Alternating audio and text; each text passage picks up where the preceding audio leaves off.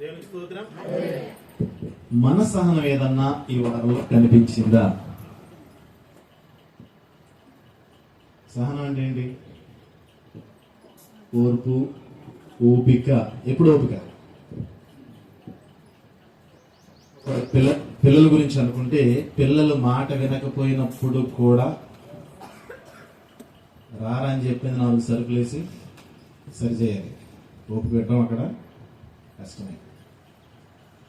ఎవరన్నా మనల్ని నిందించినప్పుడు ఏదన్నా ఓపిక కలిగి ఉన్నామా? నిజం అంట నిలకడగా తెలుస్తుందంట, మన కంగారు కూడా అవసరం. ఈలో మనం ఏం చేస్తామంటే, మన సహనాన్ని కోల్పోయి మనం ఏం చేస్తామంటే, నోరో చెయ్యో కాలో జారిపోదు. అప్పుడు ఏం జరుగుతుంది? గొడవలో చెత్త కొట్టేసుకుంటారు. మీకు తెలియదు, కర్రలుచ్చుకొని కొట్టుకున్నారంట, 2 తలాలు పగిలిపోయి ఇద్దరు హాస్పిటల్కి వెళ్ళారు. తర్వాత తెలిసింది ఇద్దరికి సంబంధం లేదంట గొడవలు. ఇప్పుడు తలాలు పగిలిపోయి ఎవడైం కట్టారు, రైట్? క్రైస్తవునికి సహనము చాలా చాలా చాలా అవసరము. ఏం కావాలి? ఎందుకంటే ఆయన రావడానికి సిద్ధంగా ఉన్నాడు, చాలా సమీపంగా ఉన్నాడు, సిద్ధంగా ఉన్నాడు. ఇంక చేయండి అంటే చివరి దినాల్లో ఉన్న మనం మనలో ఏం కనబడాలి? సహనం కనబడాలి. రెండోది సనగకూడదు. ఏం చేయకూడదు? సనగకూడదు.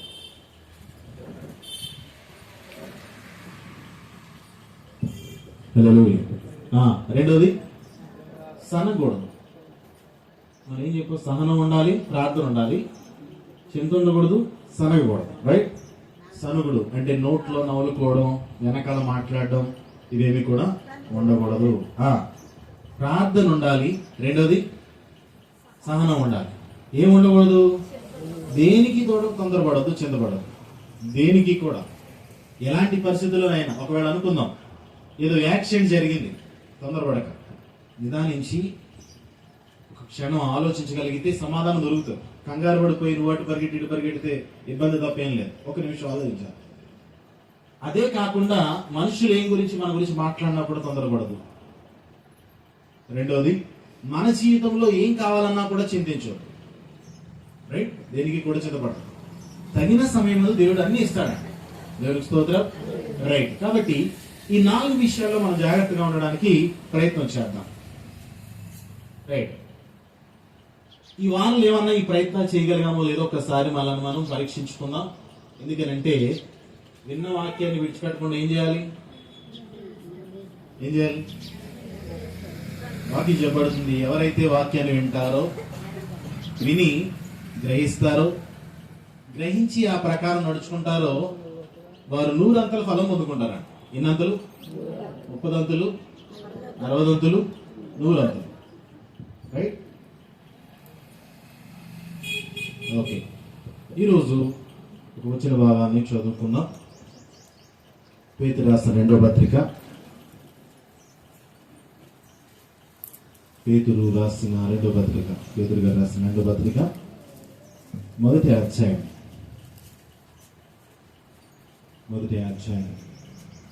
2వ వచనం దగ్గర నుంచి 11వ వచనం వరకు నేను చదువుతాను, కొంచెం జాగ్రత్తగా విందాం. తన మహిమను బట్టియు గుణాతిశయమును బట్టియు మనలను పిలిచిన వారిని గూర్చిన అనుభవ జ్ఞాన మూలముగా ఆయన దైవ శక్తి జీవమునకును భక్తికి కావలసిన వాటన్నిటినీ మనకు దయచేయుచున్నందున దేవుని గూర్చినట్టు మన ప్రభువైన క్రీస్తుని గూర్చినట్టునైనా అనుభవ జ్ఞానము వలన మీకు కృపయు సమాధానము విస్తరించునుగా. ఆ మహిమ గుణాతిశయములను బట్టి ఆయన మనకు అమూల్యములను అత్యధికములనైన వాగ్దానములను అనుగ్రహించి ఉన్నాడు. దురాశను అనుసరించుట వలన లోకమందున్న భ్రష్టత్వమును ఈ వాగ్దానముల మూలముగా మీరు తప్పించుకొని దేవ స్వభావములందు పాలువారన్నట్లు వాటిని అనుగ్రహించి, ఆ హేతువు చేతనే మీ మట్టుకు మీరు పూర్ణ జాగ్రత్త గలవారై మీ విశ్వాసమునందు సద్గుణమును, సద్గుణమునందు జ్ఞానమును, జ్ఞానమునందు ఆశానిగ్రహమును, ఆశానిగ్రహమునందు సహనమును, సహనమునందు భక్తిని, భక్తి యందు సహోదర ప్రేమను, సహోదర ప్రేమ యందు దయను అమర్చుకొనుడి. ఇవి మీకు కలిగి విస్తరించిన ఎడల అవి మన ప్రభు అయిన యేసుక్రీస్తును గూర్చిన అనుభవ జ్ఞాన విషయంలో మిమ్మును సోమరులైనను నిష్ఫలులైనను కాకుండా చేయదు. ఇవి ఎవరికి లేకపోవునో వాడు తన పూర్వ పాపములకు శుద్ధి కలిగిన సంగతి మరచిపోయి గ్రుడ్డివాడును దూరదృష్టి లేనివాడగును. అందువలన సహోదరులారా, మీ పిలుపును ఏర్పాటును నిశ్చయమును చేసుకున్నటకు మరి జాగ్రత్త పడుడి. మీరిటి క్రియలు చేయవారైతే ఎప్పుడునూ తొట్టిల్లరు. అలాగున మన ప్రభువైన రక్షకుడునైన యేసుక్రీస్తు యొక్క నిత్య రాజ్యంలో ప్రవేశము మీకు సమృద్ధిగా అనుగ్రహింపబడును. దేవునికి స్తోత్రం. రైట్, దీని గురించి ఒకసారి చూడగలిగితే పేతురు గారు సింపుల్ గా చదివిన భాగాల్లో ఆ వచ్చిన భాగాలు ఇంచుమించు 2 నుండి 11 వచనాల్లో మనం చూడగలిగితే అక్కడ కనిపించే విషయాలు చాలా క్లియర్ గా చెప్తున్నాడు ఆయన. కొన్ని గుణగణాలు ఉండాలి మనిషికి, రైట్? వాటితో పాటు అవి ఉండడం వలన ఎలా ఉంటుంది, ఉండకపోతే ఎలా ఉంటుంది, రైట్? చివరికి ఏం చెప్తున్నాడు అని అంటే, ఉంటే నిత్యరాజ్యానికి వారసులైపోతారంట. ఎక్కడ మన ఉద్దేశం ఏంటి? ఈరోజు ప్రార్థనకి ఎందుకు వస్తున్నాం? ఎందుకు బాప్తీసం పొందాం? ఎందుకు దేవుని తెలుసుకున్నాం? లేదు, ఎందుకు రొట్టె ద్రాక్షరసం తీసుకుంటున్నాం? నిత్యరాజ్యానికి. ఎక్కడికి వెళ్ళిపోవాలని? నిత్యరాజ్యానికి వెళ్ళిపోవాలి. ఆయన రాజ్యంలో ఉండాలి. ఆయన రాజ్యంలో ఉండడానికి భక్తులైన పేతురుగా ఆయన ఒక మాట అంటూ ఉన్నాడు. ఒకసారి చూడండి 11వ వచనం. మీరిట్టి క్రియలు చేయవారైతే ఎప్పుడూ కూడా తొట్టిల్లరు. రైట్? అలాగున మన ప్రభువును రక్షకుడైన యేసుక్రీస్తు యొక్క నిత్య రాజ్యములో ప్రవేశము మీకు సమృద్ధిగా అనుగ్రహింపబడను. సమృద్ధిగా ఆయన రాజ్యంలో ప్రవేశించడానికి అవకాశం దొరుకుతుంది. నేను స్తోత్రం. ఎప్పుడు అనంటే ఆయన చెప్పినట్టు చేసినారు. నేను ఎప్పుడు చెప్తాను ఈ మాట, ఆయన మాట విను చాలు, నీకు కావలసినవి ఇచ్చేస్తాడు. ఆయన అడగకుండానే ఆయన మాట విని ఆయన చెప్పింది చేస్తే చాలు, కావలసినవని అనుగ్రహిస్తాడు. పోయిన వాళ్ళు అనుకున్నా ఆయన త్వరగా వస్తున్నాడంట. త్వరగా వస్తున్నాడు. మనం ఎలా ఉండాలి అంటే సిద్ధపాటును కలిగి ఉండాలి. సిద్ధపడకుండా ఒకవేళ ఇంకా మనకి నచ్చినట్టుగా ఒకవేళ బ్రతుకుతున్నాం అనుకోండి, ఏం లేదు. ఆయన రాజ్యంలో వారసులు మౌలేం, ఆయన రాజ్యంలో చోటు సంపాదించుకోలేం, ఆయన రాజ్యానికి వారసులు కాలేకుండా ఎంత భక్తి చేసి ఒకవేళ మనం నశించిపోతే పరిస్థితి ఏంటో ఆలోచించండి. ఒకసారి ఆలోచించండి. రైట్? అయితే ఒకసారి గమనించవలసిన విషయం ఏంటి అని అంటే, నిత్యరాజ్యంలో నిత్యరాజ్యంలో మనం సమృద్ధిగా ఆ యొక్క అవకాశాన్ని పొందుకోవాలని ఆశ కలిగి దేవుడి మాటలు మనకు తెలియజేస్తున్నాడు. అయితే ఎలాంటి విషయాలు ఉండాలో ఏంటో మనం చూద్దాం. 5వ వచనం. ఈ హేతువు చేత మీ మట్టుకు మీరు రైట్, నేను ఒక మాట చెప్తున్నా, ఒకసారి చూడండి. ఇవన్నీ దేనికోసము అని అంటే 11వ వచనం ఏమంటాడు? నిత్య రాజ్యంలో ప్రవేశానికి. ఎక్కడ చెప్పండి, ఎక్కడ?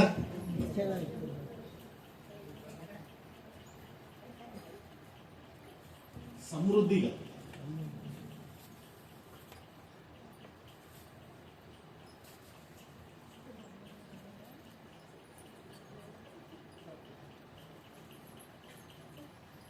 రైట్? ఎక్కడికి? ఇక సింపుల్ గా చెప్పాలి అని అంటే, ఒకవేళ ఏదైనా జాబ్, ఒకవేళ ఉద్యోగం ఏదన్నా నోటిఫికేషన్ ఇచ్చారనుకో, వాళ్ళు అన్నారు ఉద్యోగానికి రావాల్సిన వ్యక్తి కనీసం 10వ తరగతి చదువు ఉండాలి అని అన్నారు అనుకో. ఓకేనా? మొదటి క్వాలిఫికేషన్ ఏంటి? 8వ తరగతి, కనీసం 10వ తరగతి చదవాలి.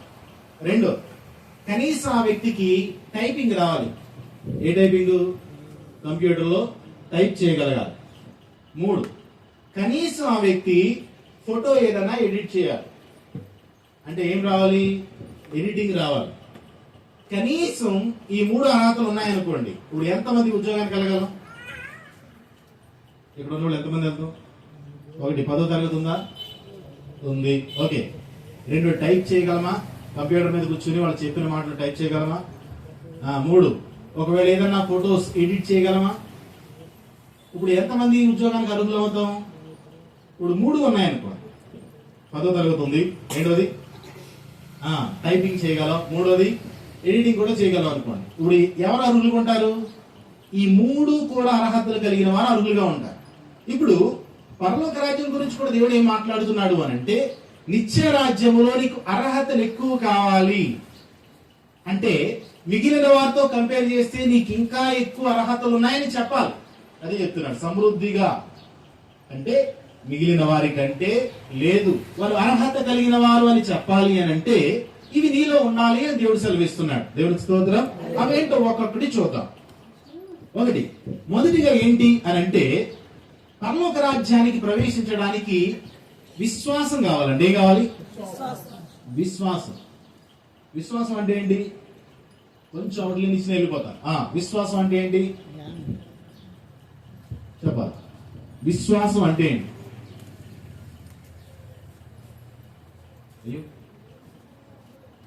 విశ్వాసం అంటే ఏంటి? చూడకుండా నమ్మింది. అయితే ఎవరి మీద నమ్మకం? మనుషుల మీద, దేవుని మీద, వస్తువుల మీద?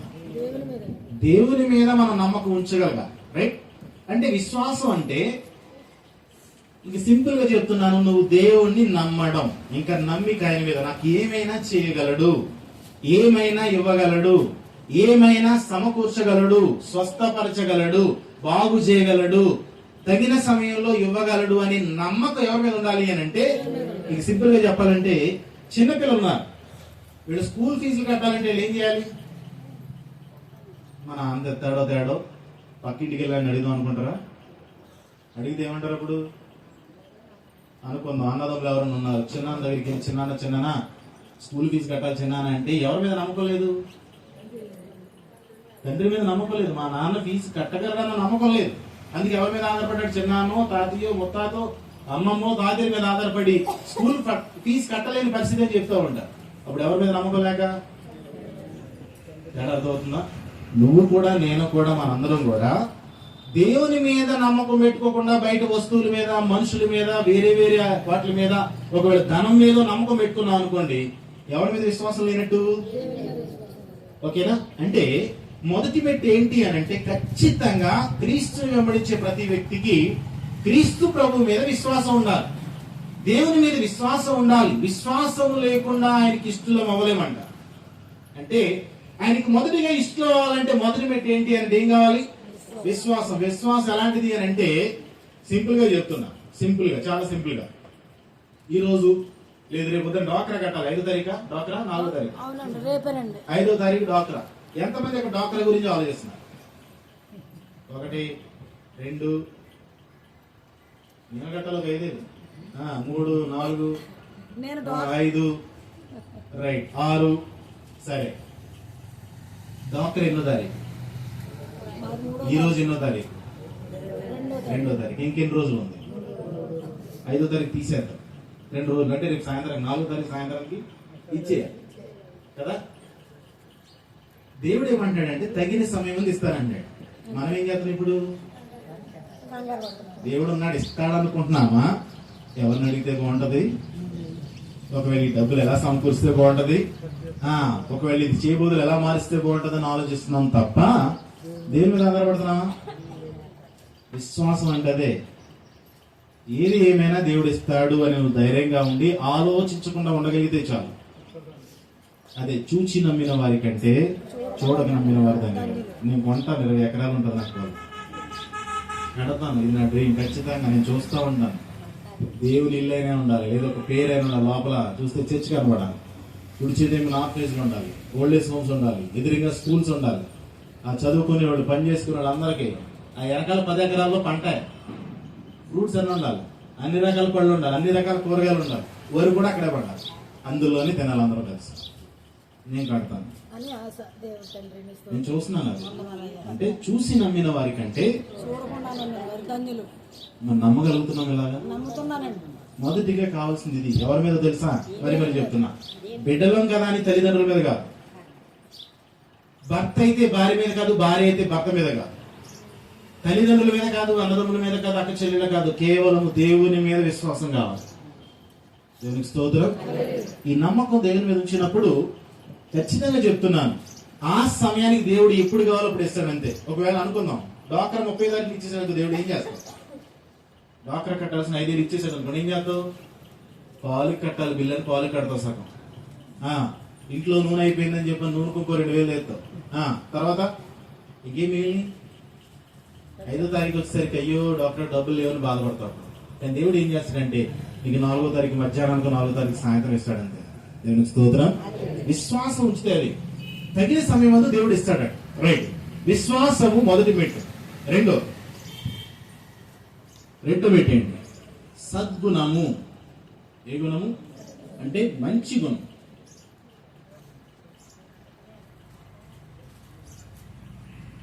ఒకటి, క్రీస్తుని వెంబడించే ప్రతి ఒక్క వ్యక్తికి కావాల్సింది మొదటిగా క్రీస్తు మీద లేదా దేవుని మీద విశ్వాసము. ఓకేనా? రెండోది, విశ్వాసము నుండి ఎక్కడికి రావాలి? సద్గుణం అంటే మంచి గుణాల్లోకి రావాలంట. అంటే ఇది మన ప్రవర్తన, మన నడవడిక, మన జీవిత విధానం. దేవుని మీద నువ్వు విశ్వాసం ఉంచావు, నీకు కావాల్సినని దేవుడు ఇస్తానన్నాడు.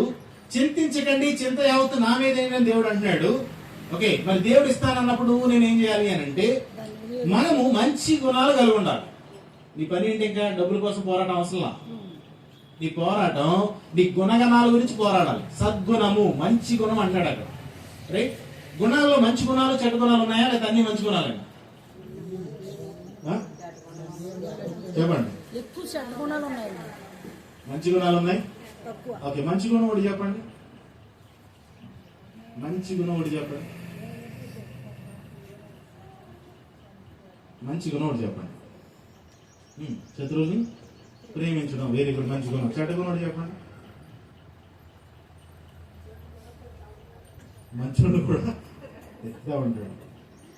ఇది చెప్పాలి అంటే సద్గుణము మంచి గుణం అంటే వ్యక్తిత్వం అండి, క్యారెక్టర్ అన్నమాట. సింపుల్ గా చెప్పాలంటే మన క్యారెక్టర్. మరి చెప్తున్నాను, నీకు ఎప్పుడు కూడా మనుషులు నీ చుట్టూ ఉన్నవాడు. ఓకేనా? ఒక్కొక్కళ్ళు ఒక రీతిగా ఉంటారండి. ఓకేనా? నీ క్యారెక్టర్ ఎప్పుడు ఎలా ఉండాలంటే మంచి గుణాలతో నీ క్యారెక్టర్ నువ్వు ఉండగలిగితే ఇక్కడ బయట ఎలా ఉన్నా వాళ్ళ గురించి నీకు అనవసరం. వాళ్ళు ఎలా ఉన్నారో ఎలా ఉన్నారో, వాళ్ళ పాత్రకు వచ్చి కూడా బాప్తిసం ముందు కూడా అలా జీవిస్తా అనవసరం. నీకు అనవసరం, మనకు అనవసరం. నువ్వెలా ఉండాలి అంటే నేను అంటాను కదా, ముందు మన కంట్లో ఉన్న నలుసులు తీసుకోవాలి. ముందు నలుసులా దోలాలా? మన కంట్లో ఉన్న దోలాలు తీసుకుని ఎదుటి కంట్లో నలుసులు చూడాలి. సో నీ గుణం నా గుణం ఏమవ్వాలి? ముందు మంచి గుణం కలిగిన వారం ఉండాలి, సద్గుణం కలిగి ఉండాలి. నువ్వు దేవుని మీద విశ్వాసం ఉంచి దేవుని మీద నమ్మకుంచుతున్నప్పుడు నువ్వు రెండో వ్యక్తికి వెళ్ళాలి అని అంటే నీ నా మన గుణాలు మంచి గుణాలు అయి ఉండాలి. ఎవరిని పాడు చేసేటట్టు కానీ, ఎవరికి నష్టం కలిగించేటట్టు కానీ, ఎవరిని బాధ పెట్టేటట్టు కానీ. ఎందుకంటే నేను మాట దావీదంట సౌలు యొక్క వస్త్రపు చెంగు ఈ మొక్క కట్ చేయడానికి చాలా బాధపడిపోయాడంట దావీదు. ఏంటండి, సౌలు దావీదుని చంపడానికి ఎన్నిసార్లు ప్రయత్నం చేస్తే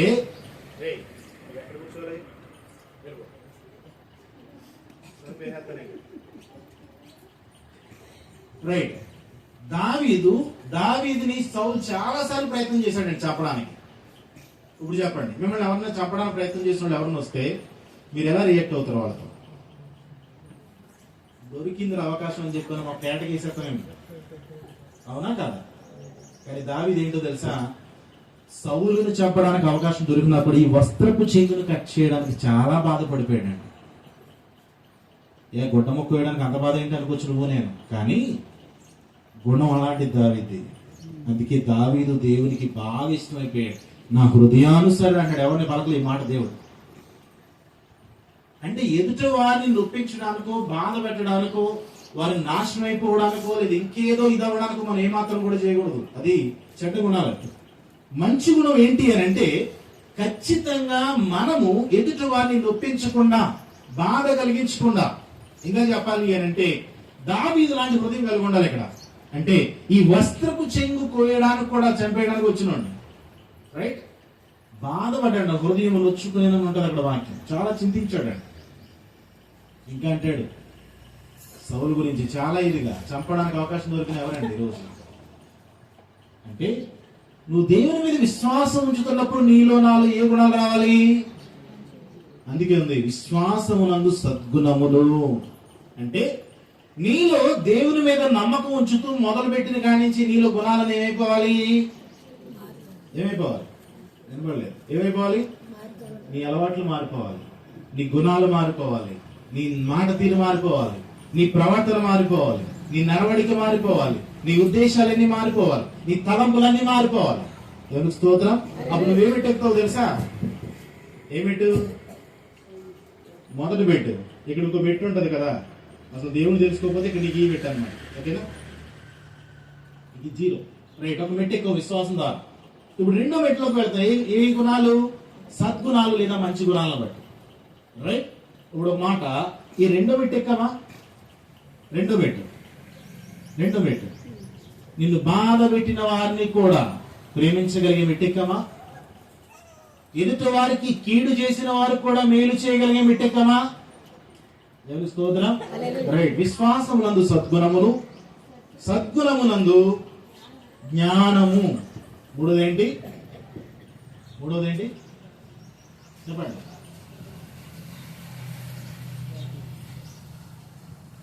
జ్ఞానం. ఏ జ్ఞానము అని అంటే దేవుని జ్ఞానం. ఏ జ్ఞానం? దేవుని జ్ఞానం ఎక్కడ దొరుకుతుంది మనకి? వచ్చిన మాట అడుగుతాను, బాధపడకండి. మన సొంత జ్ఞానం ఉపయోగిస్తామా, దేవుని మీద ఆధారపడతామా? నిజం మాట్లాడుకుందాం కాసేపు, కొంచెం నిజాలు మాట్లాడుకుందాం కాసేపు. ఆ నిజాలు ఏంటంటే, ఏదన్నా పని చేయడానికి మన జ్ఞానం ఉపయోగిస్తామా, దేవుని దగ్గర అడిగి పొందుకుంటాం? దావీదంట ఒకరోజు ఫిలిస్తీ యుద్ధం చేయడానికి వచ్చేస్తే దేవుని సన్నిధికి వెళ్ళి, ప్రభువా నేను రాజుని. ఎలిజబెత్ గారు ఏమంటాడు చూడండి ఒకసారి, నేను రాజుని, కానీ నా దమ్మేం సరిపోదు, నా వల్ల కాదు. యుద్ధం చేయడానికి నువ్వు వెళ్ళమంటే వెళతా, లేదంటే ఆగిపోతా అని దేవుడి దగ్గర విచారణ చేస్తున్నాడు. ఎవరు? దావీదు. ఎవరు అంటే, ఏదైనా పని చేయడానికి ఎవరి దగ్గరికి వెళ్ళి జ్ఞానాన్ని తీసుకుంటున్నాం?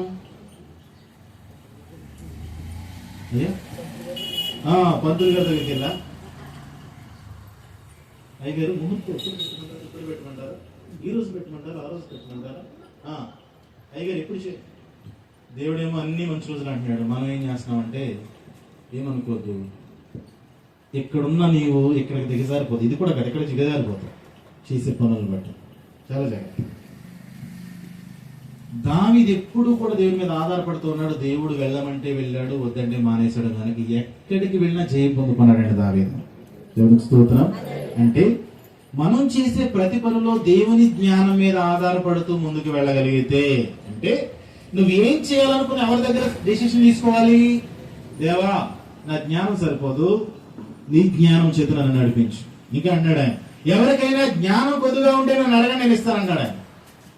దేవునికి స్తోత్రం. ఇప్పుడు జ్ఞానం కావాలంటే రైట్, అది దేవుని జ్ఞానమా, మనుషుల జ్ఞానమా, మన సొంత జ్ఞానమా? ఒకవేళ వాక్యం చెప్పబడుతుంది, దేవుని యొక్క జ్ఞానము ఏదైతే ఉందో ఆ జ్ఞానాన్ని మనం ఉపయోగించినప్పుడల్లా జయం పొందుకుంటా ఉంటాము. దేవునికి స్తోత్రం. ఎప్పుడు దేవుని జ్ఞానం మీద ఆధారపడినప్పుడు ఆయన ఎప్పుడు కూడా మనకి కీడు చేయడు. ఆయన ఎప్పుడు కూడా, ఆయన మాటలు ఎప్పుడు కూడా మనకి ఇబ్బంది కలిగించు. ఆయన ఏం మాట్లాడినా, ఏం చెప్పినా, ఏం చేసినా సరే చెయ్యమంటే చేసినప్పుడు మనం ఆశీర్వదింపడతాం తప్ప ఎప్పుడు నష్టపోం. దేవునికి స్తోత్రం. రైట్. విశ్వాసమునందు సద్గుణమును, సద్గుణమునందు జ్ఞానమును, జ్ఞానమునందు ఆశా నిగ్రహం. ఆశా నిగ్రహం అంటే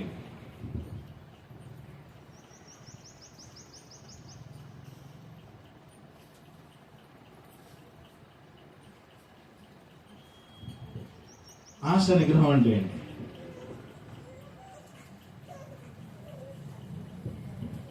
ఆశ నిగ్రహం అంటే ఇది తెలియాలంటే మనకి కోరికలు అవసరత తెలియాలి. కోరికలు రజరగలు ఏం తెలియాలి? అవసరతలు కోరికలు ఏంటో తెలియాలి. అవసరతలు ఏంటి మనకి? అవసరతలు ఏంటి తెలుసా మీకు? ఇది మన అవసరతలు ఏంటి అమ్మా? తినడానికి ఆహారం అవసరము, బ్రతకడానికి గాలి ఆక్సిజన్ కూడా అవసరము, ఉండడానికి నివాసం అనగా ఏదో నీడ అవసరము, కట్టుకోవడానికి వస్త్రాలు కూడా అవసరము. సరే, ఇప్పుడు మనం భోజనం చేయాలి కదా, రైట్? అయితే ఇప్పుడు భోజనం చేసేటప్పుడు ఒక్కొక్కసారి కోటా రైసే ఉండొచ్చు, ఒక్కొక్కసారి సోనా మైసూర్ దొరకవచ్చు, ఒక్కొక్కసారి బాస్మతి కూడా దొరకవచ్చు. ఓకేనా? అంటే ఫంక్షన్కి వెళ్ళినప్పుడు బాస్మతి రైస్ తో బిర్యానీ పెడతారు, రైట్?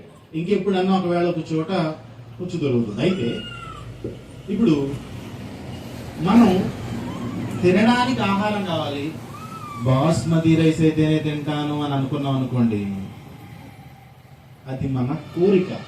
నాకు రోజు బాస్మతి రైసే ఉండాలి, అది మన కోరిక. అవసరం ఏంటి? అన్నం కావాలి, అంతవరకే.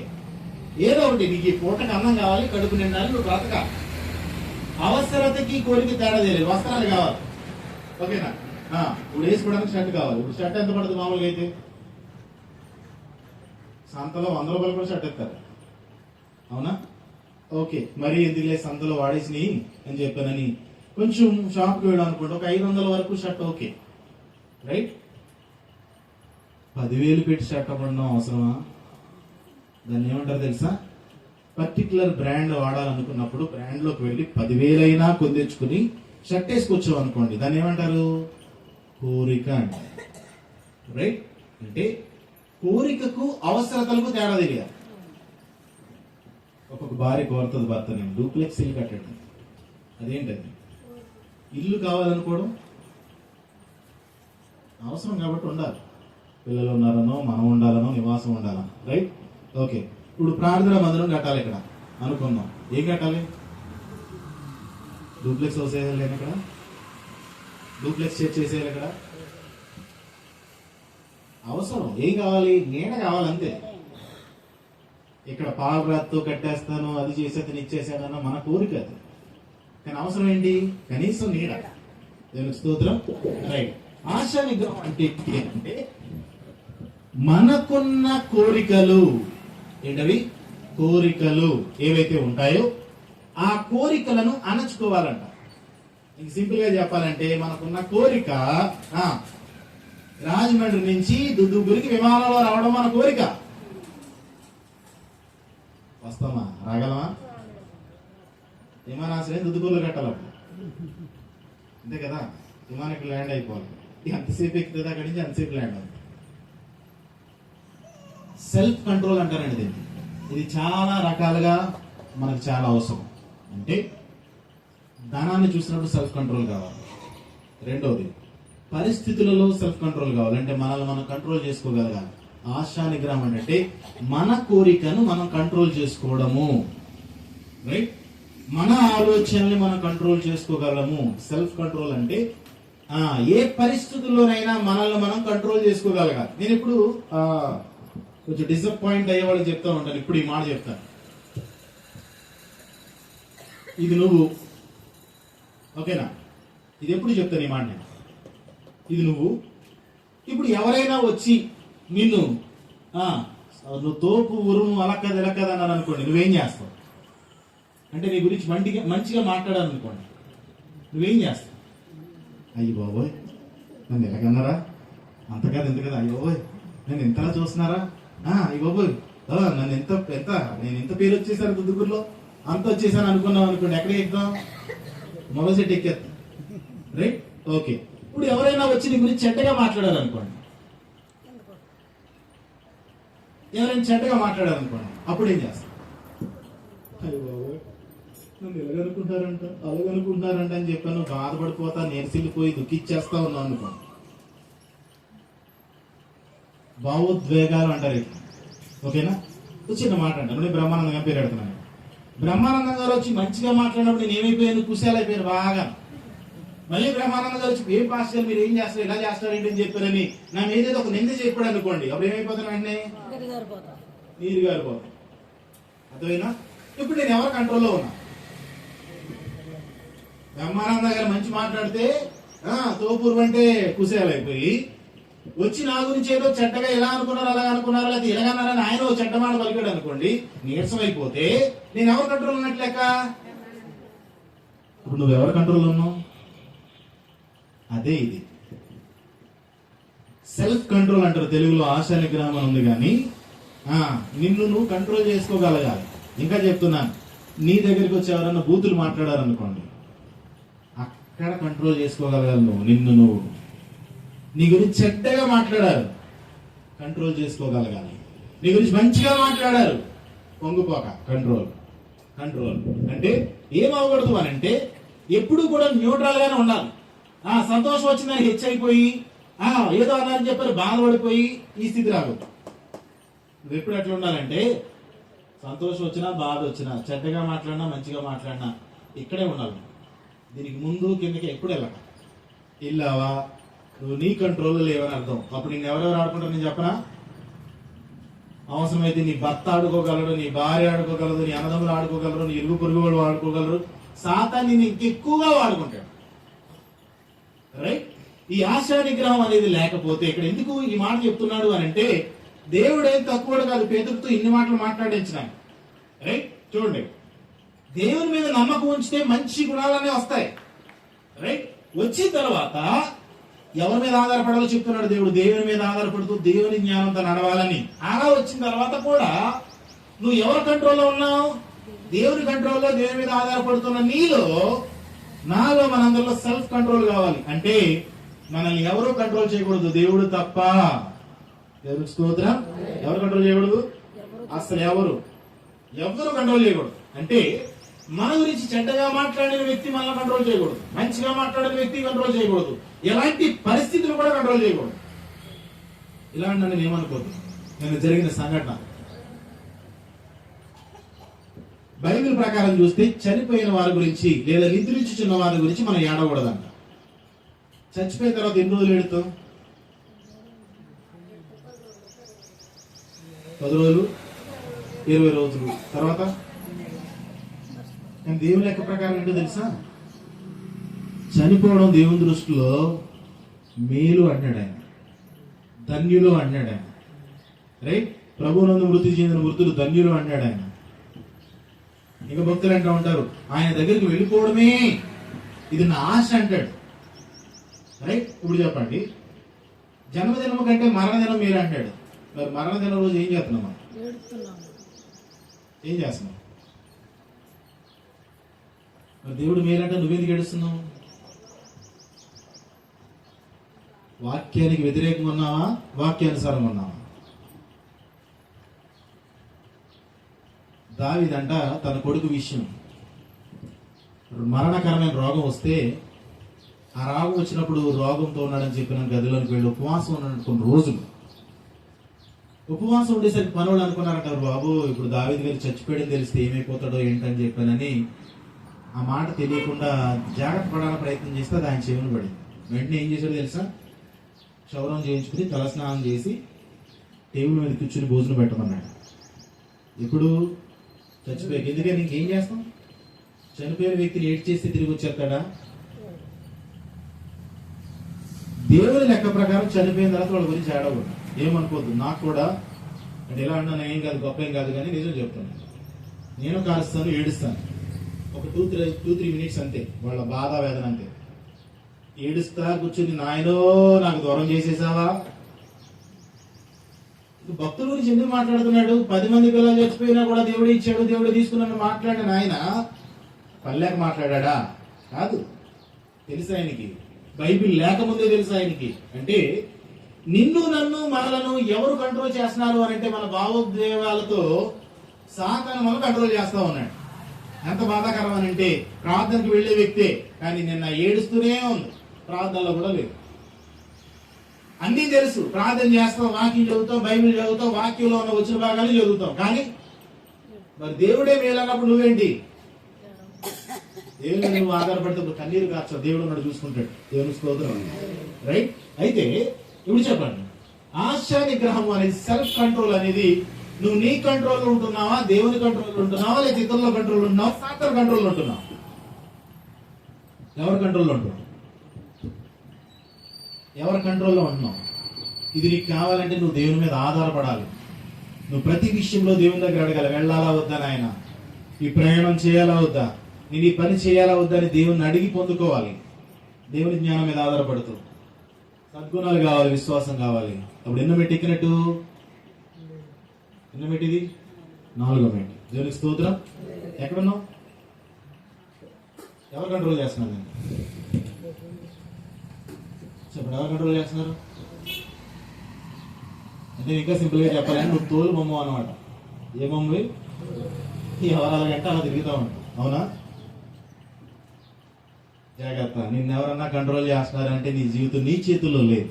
ఎవరి చేతుల్లో ఉంది? నీతో మాట్లాడే వారి చేతుల్లో ఉంది. అంటే వాళ్ళు ఎలా గెంటితే అలా దిగుతావు, నన్ను ఎలా ఇసిరితే అలా పోతావు. ఇంకా అప్పుడు జాగ్రత్త.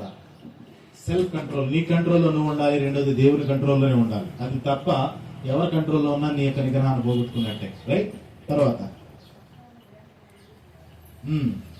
ఆశ నిగ్రహం నందు సహనము. తర్వాత ఏంటి? తర్వాత మెట్టు చెప్పండి, గట్టిగా మాట్లాడండి. నేను కూడా జాగి చెప్పనా?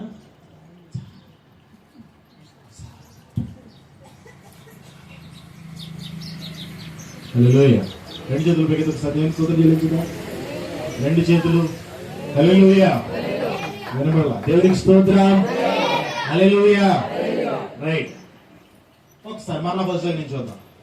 విశ్వాసం కావాలి. తర్వాత విశ్వాసమునందు సద్గుణము అనగా మంచి గుణము. మంచి గుణము నుండి మళ్ళా జ్ఞానము. ఎవరి జ్ఞానం? దేవుని జ్ఞానము. ఆ తర్వాత ఆశా నిగ్రహము. తర్వాత సహనము. సహనం అంటే పోయిన వారం మాట్లాడుకుందాం, ఆయన కొంచెం మాట్లాడుకుందాం. సహనం అంటే సహనం. సహనం ఉందా? ఏదో పాట ఉంటుందండి, పాట. రాకడ సమయంలో కడబూర శబ్దముతో యేసుని చేరుకునే విశ్వాసం నీకుందా? ఉంటుందా పాటలో? చివరిగా సహనం నీకుందా? రైట్. అంటే ఏం కావాలి ఇప్పుడు? ఉంటుందా పాటలు? ఉంటుందా? లిరిక్స్ చేయండి. అది సహనం. క్రైస్తవునికి కావలసిన మరో ప్రాముఖ్యమైన విషయం సహనము. మీ సహనము సకల జనులకు తెలియజేయండి. ఊరకనే ఇది అవ్వద్దు. ఊరకనే నోరు విప్పారేది. ఊరకనే గొడవలు పెట్టుకో. ఊరకనే ఇది అవ్వద్దు. రైట్. నువ్వు కనిపించవలసింది, చూపించవలసింది సహనం మాత్రమే. ఎప్పుడు చూపించగలవంటే ఇన్ని మెట్లు ఎక్కాలి. నాకు సహనం లేదు పాస్టర్ గారు అంటే రాదు. సారీ, రాదు. ఎందుకు రాదు? నువ్వు ఇన్ని మెట్లు ఎక్కితే 5వ మెట్లో ఉంది సహనం. ఎన్నో మెట్లో? 5వ మెట్లో ఉంది. అది నువ్వు అక్కడ చేరుకోవాలంటే ఈ మెట్లు అనేకి రావాలి. ఈ మెట్లు ఏమి ఎక్కడున్నా నాకు డైరెక్ట్ గా సహనం వచ్చేయాలంటే జరగని పని. అర్థమైందా? అర్థమవుతుందా? ఎన్నో మెట్టుకు రావాలి సహనం కావాలంటే? నువ్వు మొదటిగా దేవుని మీద విశ్వాసం, నమ్మకం ఉంచుతూ ఉండగలిగితే అప్పుడు నీలో గుణాలన్నీ మారతాయి. ఆ మారిన తర్వాత నువ్వు దేవుని మీద ఆధారపడుతూ దేవుని జ్ఞానం చేత నడిపింపబడతావు. ఆ తర్వాత నిన్ను నీవు కంట్రోల్ చేసుకోగలవు. దేవుని కంట్రోల్ చేసే స్థితికి వెళ్ళగలవు. ఆ తర్వాత నీలో ఏమొస్తుంది అని అంటే నిన్ను కంట్రోల్ చేసేవాడు దేవుడు. రెండోది నిన్ను నువ్వు కంట్రోల్ చేసుకుంటున్నావు. అప్పుడు నీలో సహనం అనేది వస్తుంది. దేవునికి స్తోత్రం. సత్య గారు, సత్య మీరా? దేవునికి స్తోత్రం. మరి సహనం రావాలంటే ఎన్ని మెట్లు ఎక్కాలి? ఎక్కడికి రావాలి? ఈ మెట్టుకి నీకు వచ్చినప్పుడు ఏముంటుందో తెలుసా? సహనము కలిగి ఉంటాం. ఏం జరిగినా సరే, ఎలాంటి పరిస్థితిలోనైనా సరే, ఎలాంటి పరిస్థితులు ఏర్పడినా సరే, నీ పక్కన 1000 మంది పడినను, నీ పక్కన 10,000 మంది కూలినను నీకు ఏ అపాయము రాదన్న సంగతి గుర్తు చేసుకుంటే రైట్ కూర్చున్నావు. నీ పక్కన ఎంతమంది పడిపోయారు? నీ కళ్ళెదుగా 1000 మంది చచ్చిపోయారు ఈ పక్కన. రైట్. లక్కీగా నీ పక్కన 1000 మంది పడిపోయారు, చచ్చిపోయారండి. పడ్డం అంటే చచ్చిపోయారు. ఓకే. నీ కుడి పక్కన 10,000 మంది కూలిపోయారు. అంటే ఎంతమంది చచ్చిపోయారు? మొత్తం ఎంతమంది? నీ పక్కన అటు ఇటు ఎంతమంది చచ్చిపోయారు? చెప్పండి ఎంతమంది? ఈ ఎడం పక్కన ఎంతమంది చచ్చిపోయారు? ఊహించుకోండి. మీరు ఇలా ఉన్నారు, ఈ పక్కన 1000 మంది ఉన్నారు, ఈ పక్కన 10,000 మంది ఉన్నారు, మధ్యలో నువ్వు ఉన్నావు. ఈ పక్కన 1000 మంది చచ్చిపోయారు, ఈ పక్కన 10,000 మంది కూడా చచ్చిపోయారు. మధ్యలో నువ్వు ఉన్నావు, ఏం చేస్తావు?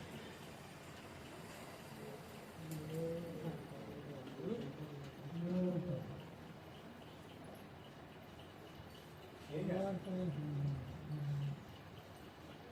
అమ్మనా బాబోయ్.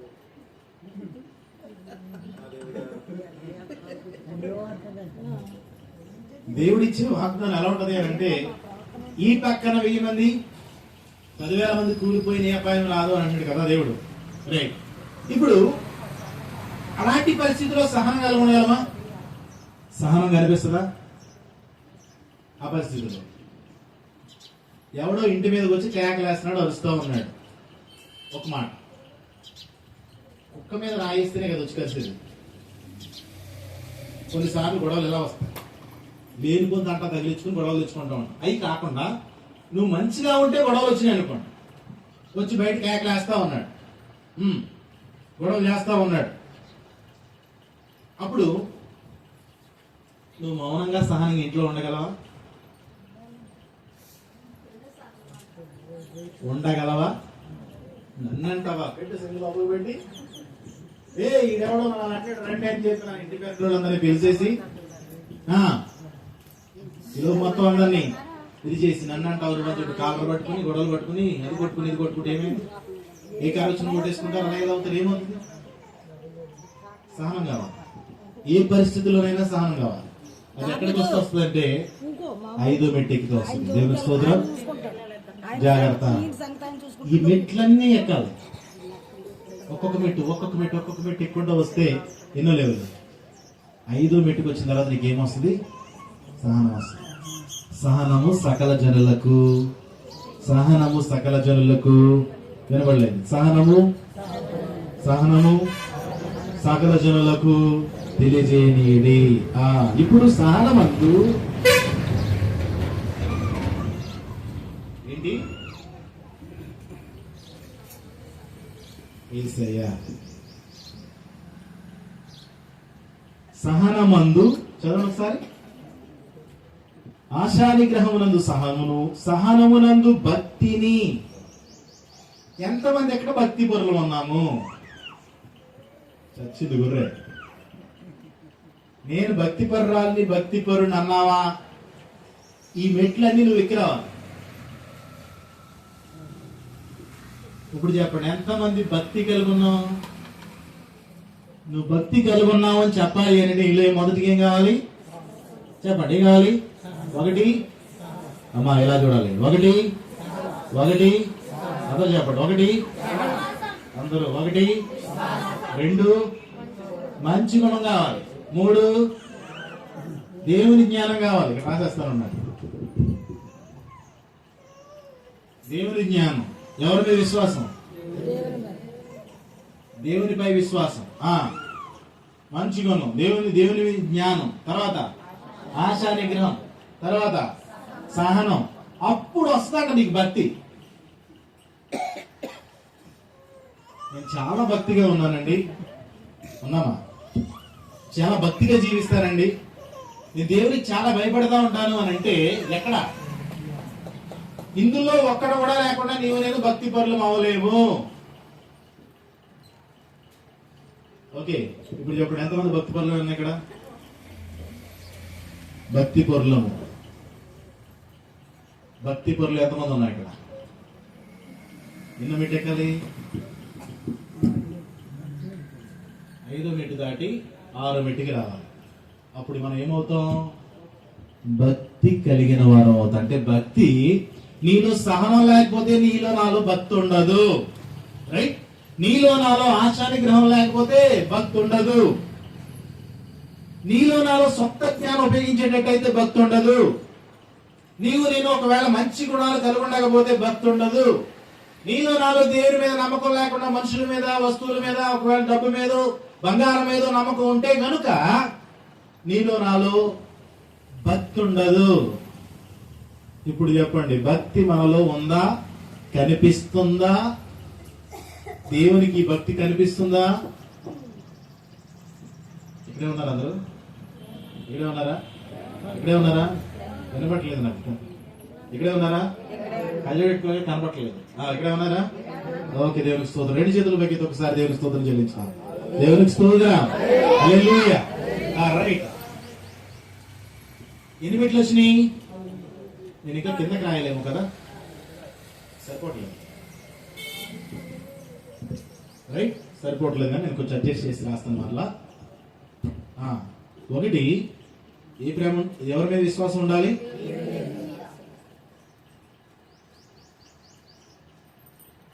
దేవునిపై విశ్వాసం.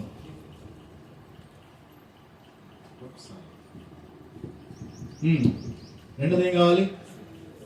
అలా చెప్పండి. విశ్వాసము నందు సద్గుణమును. చదవండి, అలా చదవండి ఒకసారి.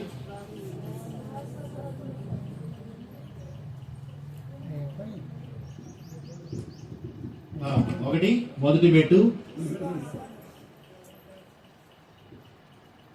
దేవునిపై విశ్వాసం. విశ్వాసమునందు సద్గుణము అనగా మంచి గుణములు. సద్గుణముందు జ్ఞానము అంటే ఎవరి మీద జ్ఞానం? ఏ జ్ఞానం? దేవుని జ్ఞానం. రైట్. ఆశా నిగ్రహం.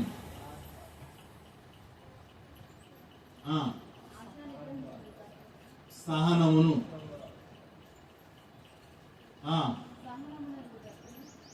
ఇప్పుడు సహనం ఏముందంట? భక్తి.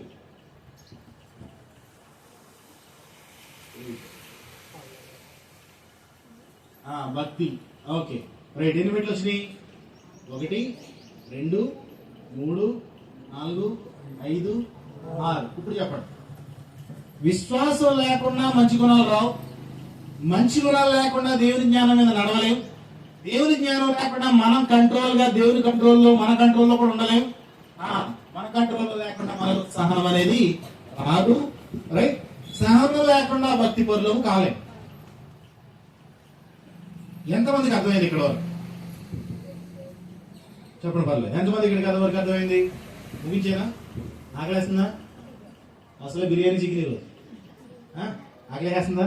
స్మెల్ వస్తుందా పక్క నుంచి? అలా గాలికి వస్తలేదా? Right, okay. మళ్ళీ ఒకసారి ఏం కావాలి? ఫస్ట్ దేవునిపై, 2, 3 దేవుని జ్ఞానం, 4 భాషా నిగ్రహం, 5 సహనం, 6 భక్తి, 7 భక్తి లేకుండా పక్కోళ్ళు ప్రేమించడం అంటే జరగని పని అన్నమాట. ఇది సహోదరా, అది అసలు విషయం. ఇది శత్రువులు కూడా ప్రేమించమన్నాడు, ఇరుగు పొరుగు వారిని ప్రేమించమన్నాడు, బాధ పెట్టిన వారిని ప్రేమించమన్నాడు, మనల్ని ఇబ్బంది కలిగించే వారిని ప్రేమించమన్నాడు అని అంటే, ఈ మెట్టు ఎక్కాలు 7వ మెట్టు అని అంటే భక్తి లేకుండా జరగదు. మనలో భక్తి లేకపోతే పక్కోళ్ళు ప్రేమించలేం, ఇది రాదు. సహోదరులు ప్రేమించలేం, ఇరుగు పొరుగు వారిని ప్రేమించలేం. ఆ వాగ్దానం మన జీవితంలో నెరవేర్చడం, నిన్ను వలె నీ పొరుగు వారిని ప్రేమించడం వాగ్దానం భక్తి లేకుండా మన జీవితంలో జరగదు. దేవునికి స్తోత్రం. రైట్. తర్వాత సహోదర ప్రేమ యందు దయను. ఇంగ్లీష్ లో ఏమనుందంటే, ఒకసారి 7వ వచనం, కైండ్నెస్ అంటే ఏంటి? కైండ్నెస్ ఒకసారి చూడండి.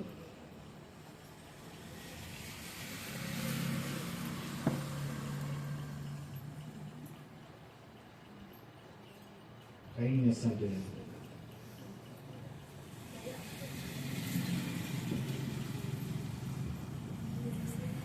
కైండ్నెస్.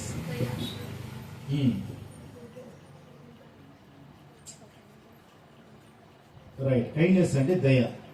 రైట్. సహోదరులు కూడా దయ కలిగి ఉండాలండి. ఓకేనా? ఏం కలిగి ఉండాలి? దయ కలిగి ఉండాలి. దయ లేదా ప్రేమ.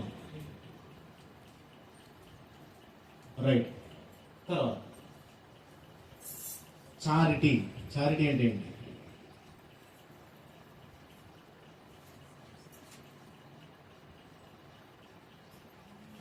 చారిటీ అంటే చూడండి తెలుగులో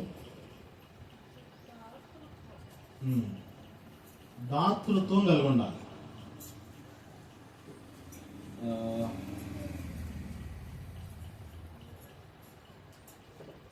సింపుల్గా చెప్పాలంటే దానం చేయాలి.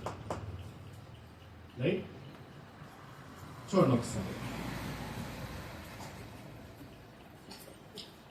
విశ్వాసమునందు సద్గుణమును, సద్గుణమునందు జ్ఞానమును, జ్ఞానమునందు ఆశానిగ్రహమును, ఆశానిగ్రహమునందు సహనమును, సహనమునందు భక్తిని, భక్తినందు సహోదర ప్రేమ అనగా దయాన్ని చూపించాలి, ప్రేమ కలిగి ఉండాలి. తర్వాత అది ఇక్కడ ఏం మార్చారు అంటే నేను ఇలా చేస్తున్నాను, సహోదర ప్రేమ, దయ కలిగి ఉండాలి. దీన్ని చారిటీ అనరండి. చారిటీ అంటే సహాయం చేసేవారంగా ఉండాలి. అసలు విషయం అది. ఓకేనా?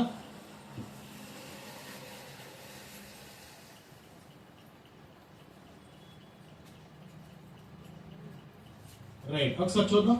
ఎన్నో పెట్టింది? 8. దేవునికి స్తోత్రం. మరొకసారి. విశ్వాసమునందు సద్గుణమును, సద్గుణమునందు జ్ఞానమును, జ్ఞానమునందు ఆశానిగ్రహమును, ఆశానిగ్రహమునందు సహనమును, సహనమునందు భక్తిని, భక్తినందు సహోదర ప్రేమను, సహోదర ప్రేమయందు దయను అనగా సహాయం చేయాలి అని. రైట్? సహాయం కలిగే వారిని ఉండాలి. సహాయం చేయాలి, దయ కలిగి సహాయం చేయాలి. ఓకే? ప్రేమ ఎందు దయను అమర్చుకొనుడి. ఇవన్నీ ఎవరు కావాలి? దేవుడిగా.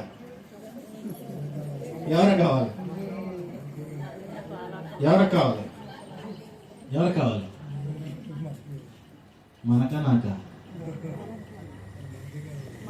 నాకా నీకా? నీకు కావాలి ఇవన్నీ. నీకు ఉండాలరా? పక్కలకు ఉండాలా? ఎవరికి ఉండాలి? నిలబడలేదు. ఎవరికి ఉండాలి?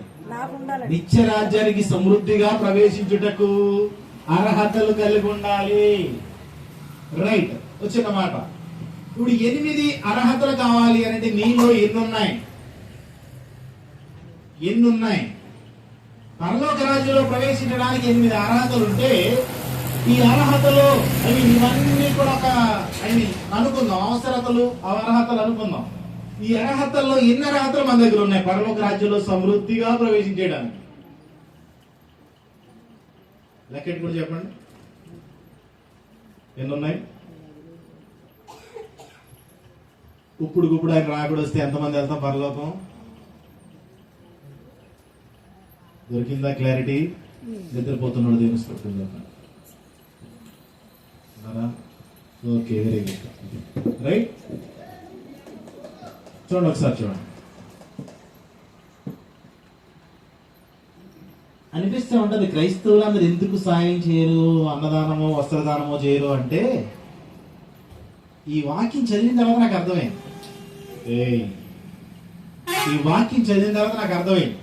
అన్నదానమో వస్త్రదానమో ఇంకే దానాలు చేయడానికి వాళ్ళు చేతులు ఎందుకు రావట్లేదు అని అంటే అది చాలా పెద్ద పెట్టింది. ఈ మెట్టు ఏంటి అని అంటే ఈ మెట్లన్నీ ఎక్కువస్తేనే కానీ దీని విలువ తెలియదు. ఎంతమందికి అర్థమైంది మాట? సహాయం చేయడం, చారిటీ చేయడం, రైట్, దయ కలిగి ఉండడం అంత ఈజీ కాదు. మాటల్లో చెప్పినంత కాదు. రైట్, చూడండి, ఇది చేయాలంటే నీకు సహోదరుల మీద ప్రేమ ఉండాలి. సహోదరు, నీ పొరుగువాడు ఎవరు? నీ సహోదరుడు ఎవరు? యేసు ప్రభు యొక్క ఉపమానం చెప్తూ వాళ్ళకి సహోదరుడు అంటే కూడా అర్థం కాకపోతే ఒక ఆయన అతి తెలివితేటలతో వచ్చాడు ఇక్కడ అనమాట. నా సహోదరుడు ఎవరు నాయన? రోజు యెరూషలేము పట్టణం నుండి యెరికో పట్టణానికి ఒక అతను వెళుతూ ఉన్నాడు.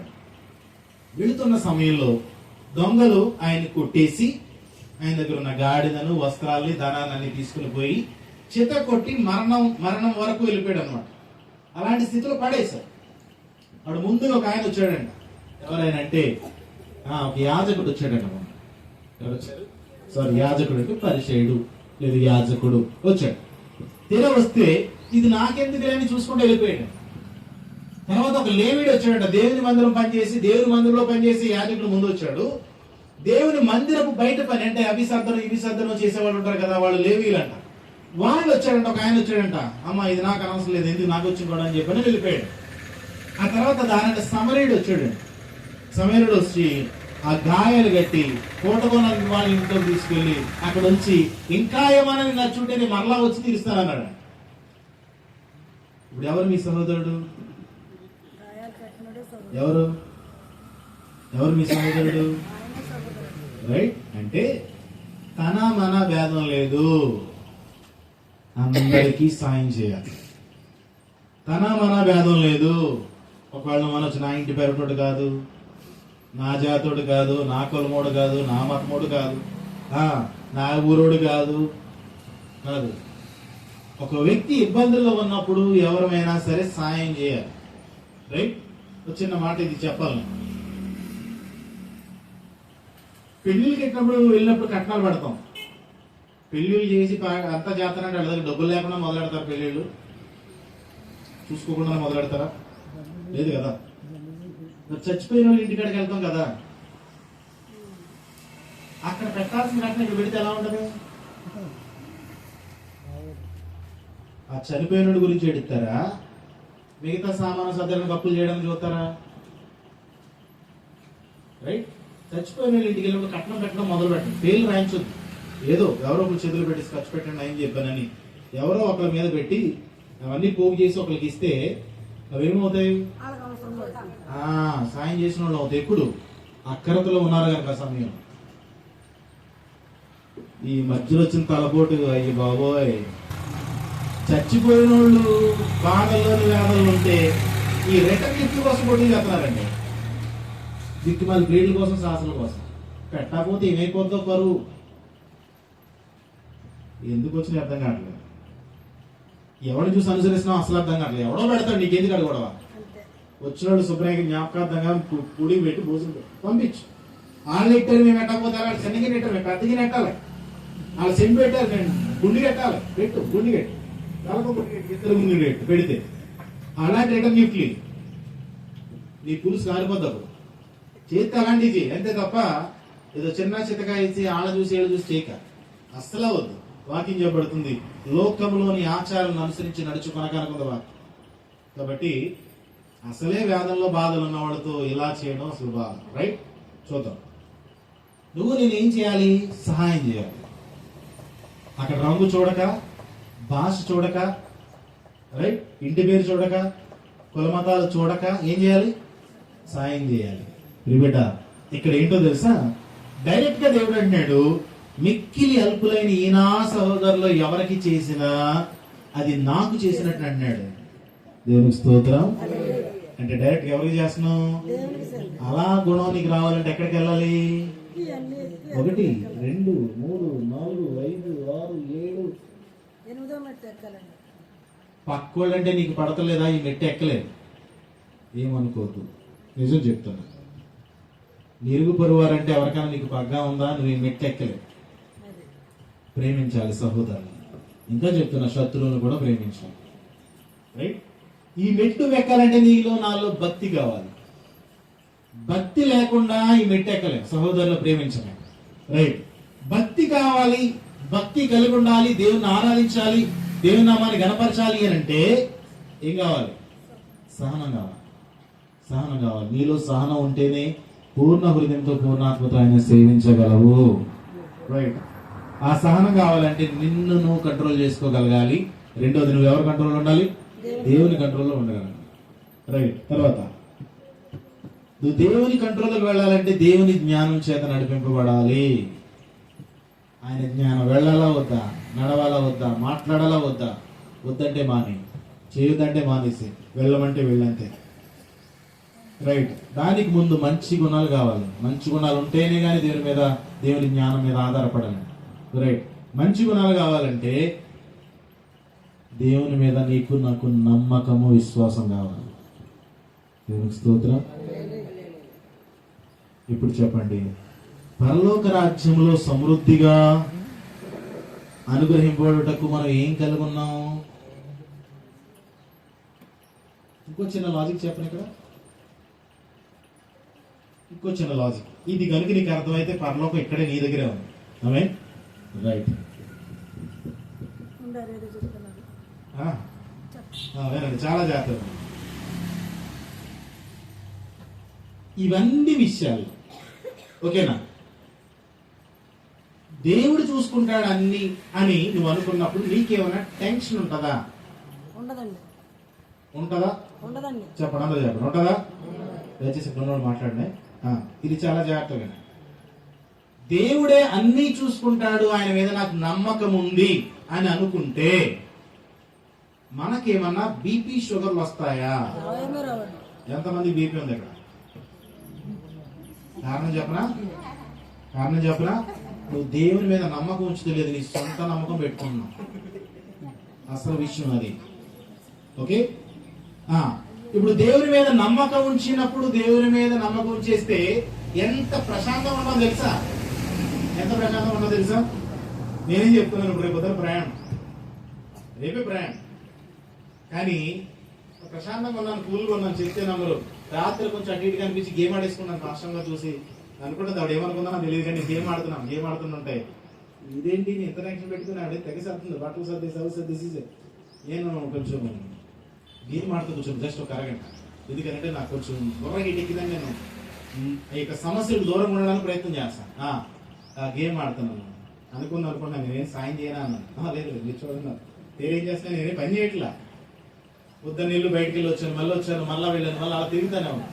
రైట్, ఏమవుతుందండి చిన్న గేమ్, ఆ గోమ్ కూడా ఏదో ఆటోమేటిక్ ఆడుతుంటా అలా పట్టుకుని చూడడం. రైట్, అయితే టెన్షన్ ఉంటే నేను ఏం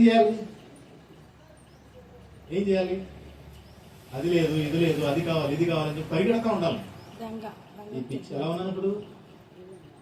మంగళూరు కూడా దొరకలేదు నిన్న, అంటే చేయించుకునే ఖాళీ కూడా దొరకలేదు. అనుకున్నా దేవుని చెప్తా రేపు ఉందేమో, రేపు వెళ్ళి మొత్తం ఉన్నగా ఒడిగించుకుని వెళ్ళిపోదాం అనుకున్నా. అంటే ఏంటి అని అంటే, టెన్షన్ పడక అవసరం లేదు. నువ్వు దేవుని మీద నమ్మకం ఉంచు, తగిన సమయం ముందు దేవుడు అన్నీ చేస్తాడు. తగిన సమయం, రైట్? ఈ నమ్మకం ఉంటే మనకి ఏముండదు తెలుసా? బీపీలో సతీ గారు ఏనావు. రెండో, మనలో మంచి గుణాలు ఉన్నాయనుకోండి, మ్యాక్సిమం ఎదుటి వరకు మంచి చేస్తాం తప్ప కీడు చేయడం. ఓకేనా? ఇప్పుడు నీకు హాని చేసేవాడు ఎవడైనా ఉంటాడా? అందరూ నిన్ను ప్రేమగానే చూస్తారు, అందరూ నీ మీద జాలిగానే చూస్తారు. ఎవరు నీకు హాని చేయరు, ఎందుకంటే నువ్వు ఎవరికి హాని చేయవు గనుక, ఎవరి నష్టాన్ని చూడవు గనుక, ఎవరికి ఇబ్బందిగా ఉండవు గనుక. రైట్? రెండో, అందరూ నీతో కూడా నువ్వు ఎలా ఉంటున్నావు, నీతో కూడా అలానే ఉంటారు. రైట్? తర్వాత దేవుని జ్ఞానం మీద నువ్వు ఆధారపడుతూ ముందుకు వెళ్తే నువ్వు ఎక్కడా కూడా నష్టపోవు. దేవునికి స్తోత్రం. దేవుడు వెళ్ళమంటే వెళ్ళావా, హ్యాపీ. వద్దన్నా వెళ్ళావా, ఏం మిగలదు, ఇంకా ఏమనుకోవద్దు. నయం అలానే వెళ్ళింది, మొత్తం పోగొట్టుకుంది. భర్త చచ్చిపోయాడు, కొడుకులిద్దరు కూడా చచ్చిపోయాడు, ఏం మిగల. అలా వద్దు, దేవుని జ్ఞానం మీద ఆధారపడు. తర్వాత సెల్ఫ్ కంట్రోల్, నిన్ను నువ్వు కంట్రోల్ చేసుకున్నావు. నీ దగ్గరకు వచ్చి ఎవరు ఏం మాట్లాడినా, ఎవరు నిన్ను ఏమన్నా, సతీ గారు ఏమన్నా కూడా నువ్వు నిశ్చింతగా ఉంటావు అన్నమాట. నిశ్చింతగా ఎప్పుడు? సెల్ఫ్ కంట్రోల్లో ఉన్నప్పుడు. ఓకేనా? తర్వాత నీలో సహనం ఉంటే రైట్, ఏ పరిస్థితుల్లోనైనా నువ్వు కూల్గానే ఉంటావు. ఇక్కడ కూడా నీకు వీగులు రావు. దేవునికి స్తోత్రం. నీ సహనము ఎంత ఓపిక ఉందో నువ్వు కనపరిచినప్పుడు అసలు ఏ బాధలు ఉండవు. రైట్? తర్వాత భక్తి అనగా నువ్వు దేవునికి భయపడుతూ భక్తి కలిగి జీవించినప్పుడు దేవుని ఆశీర్వదిస్తానే ఉంటాడు. దేవునికి స్తోత్రం. రైట్? భక్తి తర్వాత నీలో ఏ కావాలి అని అంటే సహోదర ప్రేమ. నీ ఇరుగు పొరుగు వారిని అందరినీ, శత్రువుల్ని అందరినీ ప్రేమించు. ఇంకా చెప్తున్నా, అవ్వడంతో బాగోదు. నీ మీద పగెట్టుకున్న పర్లేదు, నువ్వు మటుకు ప్రేమించు. నీ క్యారెక్టర్ అట్లా ఉండాలి. నువ్వు ప్రేమించావా? దేవునికి స్తోత్రం. చివరిగా అవసరమైతే శత్రువు ఆకలి కనుకుంటే అన్నం పెట్టాం. ఎవరన్నా ఈ ఉరికులో ఉంటే కాస్త ఏదైనా సాయంగా ఉండదు. ఖచ్చితంగా జరిగేది ఏంటో తెలుసా? పరలోకం నీ దగ్గరే ఉండదు ఇప్పుడు. దేవునికి స్తోత్రం. ఎందుకని? నీకు ఏ టెన్షన్ లేదు, ఏ బాధలు లేవు, ఏ ఇబ్బందులు లేవు, అన్ని దేవుడు చూసుకుంటున్నాడు. నీ మంచి గుణాలు కలుగున్నావు కాబట్టి నీకు ఇక్కడే పరలోకం. దేవుని స్తోత్రం. ఒకసారి చదవండి కూడా వచ్చు, చదవండి ఒకసారి 11వ వచనం. మీరిట్టి క్రియలు చేయువారైతే ఎప్పుడు కూడా తొట్టిల్లారు, అంటే ఎప్పుడు కూడా కుడికి గాని ఎడమకు గాని తొట్టిల్లారు. నీ ప్రయాణం సమృద్ధిగా పరలోక రాజ్యమే. దేవునికి స్తోత్రం. అలాగన మన ప్రభువును రక్షకుడైన యేసుక్రీస్తు యొక్క నిత్య రాజ్యములో ప్రవేశము మీకు సమృద్ధిగా అనుగ్రహింపబడును. ఇంకా సమృద్ధిగా వీటన్నిటిని బట్టి నీకు పరలోక రాజ్యంలో సమృద్ధిగా అనుగ్రహింపబడును. ఎలా ఉన్నా సమృద్ధిగా, సమృద్ధిగా అంటే నీ క్వాలిఫికేషన్స్ ఎన్ని ఉన్నాయి చూడండి, ఎన్ని ఉన్నాయి? సమృద్ధిగా నీకు అనుగ్రహింపబడును. ఎప్పుడు? ఇవన్నీ ఉంటాయి. దేవునికి స్తోత్రం. అంటే నీకు పరలోకం ఎక్కడుంది? ఇప్పుడు ఇక్కడే ఉంది. నీ పక్కన 1000 మంది పడినా, నీ పక్కన 10,000 మంది కుళ్ళా నువ్వు స్వర్గంలోనే ఉంటావు. దేవునికి స్తోత్రం. ఎప్పుడు? ఇవన్నీ నువ్వు నేను కలిగి ఉన్నప్పుడు. రైట్. ఒకవేళ చూడండి ఒకసారి 8వ వచనం. ఒకవేళ ఇవి లేకపోతే ఇవి మీకు కలిగి విస్తరించిన అవి మన ప్రభు అయిన యేసుక్రీస్తుని గురించిన అనుభవ జ్ఞానం విషయంలో మిమ్మల్ని సోమరులైనను. ఏం కాకుండా ఇవి లేకపోతే మనం ఏమవుతామంట? సోమరుల. రెండోది ఒకటి సోమరులు, రెండోది నిష్ఫలులు, అంటే ఫలించని వారు. ఓకేనా? ఫలింపు లేనివారు సోమరులు అవుతారు. రెండోది ఫలించని వారు అవుతారు. మూడోది ఇవి ఎవరికి లేకపోయినవాడు తన పూర్వ పాపములకు శుద్ధి కలిగిన సంగతి మరిచిపోయి గుడ్డివాడును గుడ్డోళ్ళ ఉంటాడండి.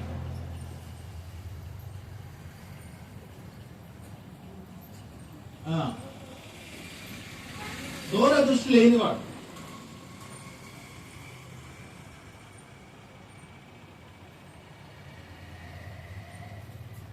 ఓకే, దూరదృష్టి లేనివాడుగాను ఉంటాడు.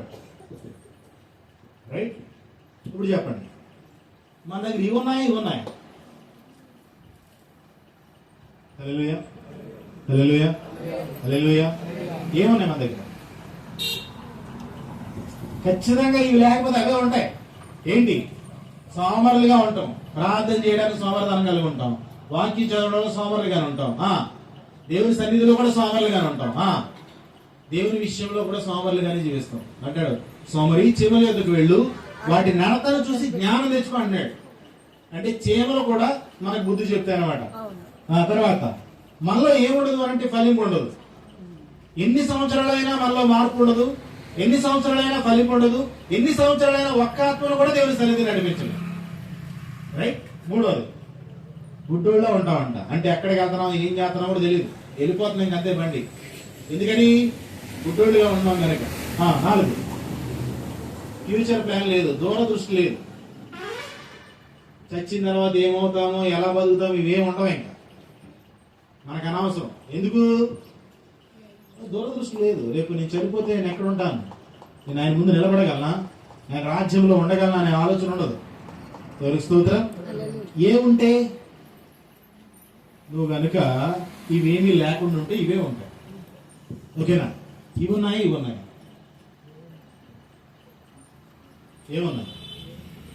ఖచ్చితంగా చెప్తున్నా, ఇవి కనుక లేకపోతే ఇవే ఉంటాయి. ఇప్పుడు చెప్పు, ఎక్కడున్నా? ఎక్కడుంటే నీకు ఇక్కడే నరకమే. ఏమనుకోదు, ఇక్కడే నరకం. ఎందుకని? సోమరబోధులా ఉన్నప్పుడు సమృద్ధి ఆశీర్వాదం ఉండదు. రెండోది, నువ్వే ఫలించకుండా ఉంటే నీకు ఇక్కడ పేరు లేదు, అక్కడ పేరు లేదు. మూడోది, నువ్వే గుడ్డులాగా నేనున్నాను అనుకోండి, ఏ ఉపయోగం లేదు. ఎందుకంటే నేను మార్గంలో వెళ్ళలేను, వెనకాల వచ్చేవాళ్ళు మార్గంలో కూడా చూపించలేను. వాళ్ళు అప్పుడు ఏం చేస్తారు? దేవుని మార్గంలో వారు నడిపించకపోయినప్పుడు వాళ్ళ మన చుక్కలు చూపించేస్తా ఉంటారు ఇక్కడ. రైట్. చివరిగా దూరదృష్టి లేకుండా ఉంటాం కదా, ఇక్కడ మొదలైపోతాయి అన్నింటి. దేవుని స్తోత్రం. ఎక్కడున్నాం, ఏ చోట ఉన్నాం, దీనిసార్లు లేసి వరుసగా చెప్పేస్తాడు. ఏసయ్యని ఏమేం కావాలో కూడా ఒకటి చెప్పు. ఇది 4 చెప్పు. లేకరా లే. చెప్పు త్వరగా చెప్పు. చెప్పు చెప్పు పర్లే చెప్పు దా. అయ్యేది నాకు. చెప్పు బా అయ్యేది చెప్పు. లేచి చెప్పే. చెప్పండి. ఒకటి అవి లేకపోతే ఏముంటాయి? సోమవారపోతుల్లో ఉంటున్నామా? సోమరి ఇలా ఉంటున్నామా? నేను ఎవరు అనట్లేదంటే మీరు చాలా మంచోడు, చాలా మంచోడు. మీరు ఎలా కాదు, మీరు కాదు, ఉన్నారులే ఎక్కడో. వాక్యం ఎవరు అంటున్నారు మైకులు, వాళ్ళు ఎవరు అన్నారు. మీరు మంచోళ్ళు అందరు. మీరు అసలు ఫుల్ యాక్టివ్, హైపర్గా ఉంటారు. ఎప్పుడు కూడా మీకు నీరసాలు ఉండవు. మీరు ఎప్పుడు కూడా అసలు ఎప్పుడు లేట్గా రారు. మీరు ఏమి ఇస్తే అవుతారు. రైట్, జాగ్రత్త. ఒక చిన్న మాట చూడండి. మనలో భక్తి ఉందని చెప్పుకోవడానికి 5 మెట్లు ఎక్కితే కానీ 6 మెట్లు భక్తి లేదు బిడ్డ. సోదరుడా, అనుకునేది ఏంటో తెలుసా? బాప్తిస్మం పొందితే చాలు నేను భక్తి పరుణ్ణి, భక్తి పరురాలనే. ఓ పాట పాడితే చాలు భక్తి పరుణ్ణి, భక్తి పరురాలనే. ప్రార్థన చేయడం వస్తే చాలు భక్తి పరుణ్ణి, భక్తి పరురాలనే. కొన్ని చర్చెస్ లో పాట పాడుతూ వస్తే చాలు సంఘ పెద్ద. ఎక్కడొచ్చి సంఘ పెద్ద? దేనికి? ప్రవర్తన క్యారెక్టర్ బాగోకుండా సంఘ పెద్ద అయితే ఏంటి, పాస్టర్ గారు అయితే ఏంటి? రైట్. అసలు దేవుని దృష్టిలో నీవు నేను ఏలకోలాడు అనద్దు. ఆయన దగ్గర నాటకాలు చేద్దాం. అసలు భక్తి అని మనం అనిపించుకోవాలి, భక్తి పరుడు అని అనిపించుకోవాలంటే ఇన్ని మెట్లెక్కి రావాలి. రైట్. ఈ మెట్లెక్కితేనే ఒక్కొక్క మెట్టు చివరికి పరలోక రాజ్యాల్లో సమృద్ధిగా ప్రవేశించడానికి నీకు నాకు అవకాశం దొరుకుతుంది. లేకపోతే ఇప్పుడు ఎన్ని మెట్లు ఎక్కాలి? వచ్చేవారు ఇది అర్జెంటుగా ప్రింట్ తీయించి ఫ్లెక్స్ చేసి ఈ బ్యాక్గ్రౌండ్ పెట్టేసి బ్యాక్గ్రౌండ్ లో పెట్టండి. అవసరమైతే కొంచెం ఇంకా వివరంగా నేను రాసి పెడతాను. ఇది బ్యాక్గ్రౌండ్ లో ఉన్నా. ఓకేనా? సంతోష్ రమానంద గారి మీద బాధ్యత. ఇవన్నీ కూడా నేను ఇలానే కొంచెం డిజైన్ చేస్తాను. వచ్చే వారం ఫ్లెక్స్లు ఇవన్నీ కనబడతాయి. ఈ కట్టెని తీసి పక్కనట్టేస్తాను. అప్పుడు ఏం చేయాలి? రోజుకి ఒకసారి వచ్చి అన్ని చదువుకుని వెళ్ళి, లేదా ఇక్కడే ఉండి 2 నిమిషాలు ప్రార్థన చేసుకుని వెళ్ళి. అరే ఇక్కడ పెయింట్ వేయించాను. ఇక్కడ ఏం చేయడం శుభ్రంగా ఒక ఆయన ఉన్నారు, చక్కవచ్చు పెయింట్ చేస్తారు.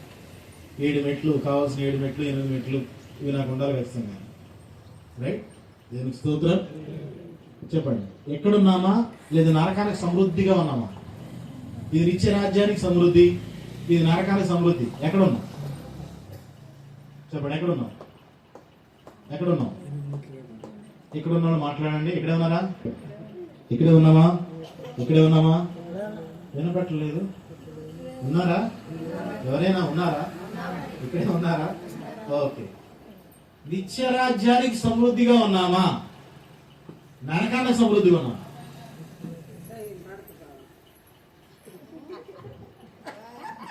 చాలా టైం పడుతుంది ఇక్కడికి రావడానికి. చాలా టైం పడుతుంది. కానీ ఎక్కడున్నాం? ఏ మెట్టు ఎక్కాం? ఏ మెట్లోంచి ఉన్నాం? రైట్. కళ్ళు మూసుకున్నాం, ప్రార్థన చేసుకుందాం. ఏదో సాదాసీదాగా వెళ్ళిపోదామంటే క్రైస్తవ్యం, క్రీస్తుని వెంబడించడం అంత ఈజీ కాదు. పరలోక రాజ్యంలో ప్రవేశించేద్దాం అనుకుంటే బాప్తిసం పొందితే ఒక్కడ చాలు అనుకున్నామేమో కాదు. చేయవలసిన పనులు చాలా ఉన్నాయి. చాలా పనులు ఉన్నాయి.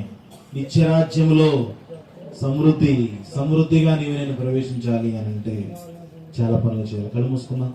బాప్తిసం పొందినవారు దయచేసి ముందుకు రండి. బాప్తిసం పొందినవారు దయచేసి అక్కడ వెలిగించు. కళ్ళు మూయాలి. బాప్తిసం పొందినవారు కళ్ళు మూసుకుని ప్రార్థనలు ఎక్కించు. బాప్తిసం పొందినవారు దయచేసి ముందుకు రండి. ఒకసారి మనల్ని మనం పరీక్షించుకుంటూ దేవుడు